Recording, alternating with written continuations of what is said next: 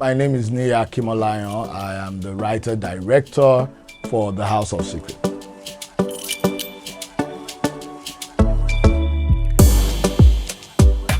It's funny, it was sometime last year, I was on the internet, it was Instagram, and I found a painting, and it was this beautiful painting. It was the perspective of, someone by the window in a house looking and then seeing, a neighboring house. And I just started thinking a lot about the painting, and gradually the story started coming to me. I thought about what it would mean if you lost all your memory, but a fraction of that memory is projecting something you remember right in front of you. And in this case, it was, a projection that looked like they were neighbors, but it was actually something in our head.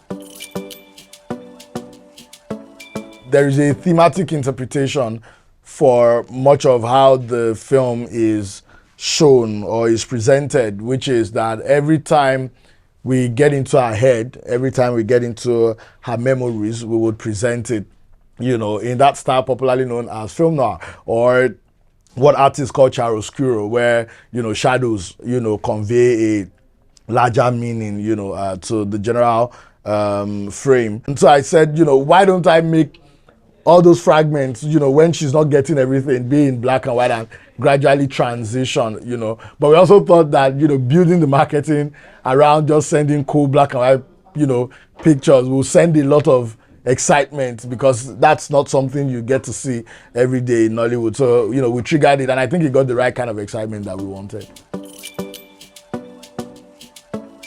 Now, if you look at the story, the only way we could have executed this idea was to build a set, right?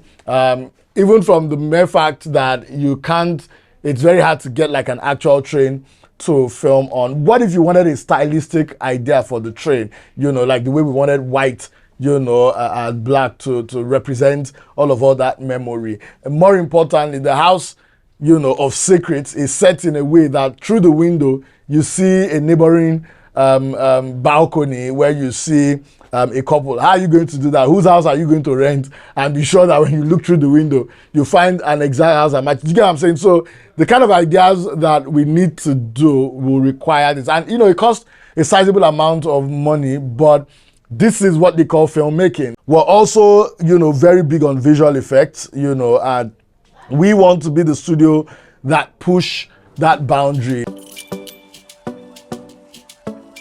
The very concept of the story, because I'm a big fan of theater, I love theater, is that, they set up this, house for this woman to try and remember something. And what that means is that it's a stage. We also were very careful to film, the initial parts of when the film starts, you genuinely feel like you're watching, theater until the film begins to tear itself apart. And I didn't work with Najite directly. I worked with Najite maybe 8-9 years ago. I wasn't even like a full-fledged director, I was assisting, but I loved her energy, I loved her vibe. I'd seen her, in a couple more stuff, and she also just looked right for the part, and so we just decided, it's Najite. And when we sent her the script, I think she called back 4 hours later and was telling me things about the story that even I wasn't thinking. If it's someone that we've worked with, but this is very exciting too for Antil, because this will be the first film where we're working with a lot of people we haven't worked with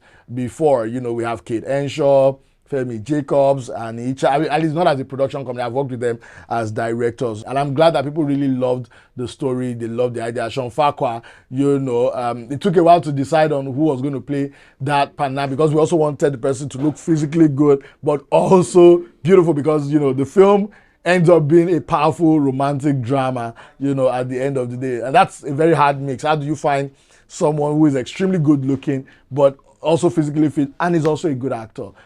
So that one we did take some juggling around, but we finally found our Panam in Sean Farquhar.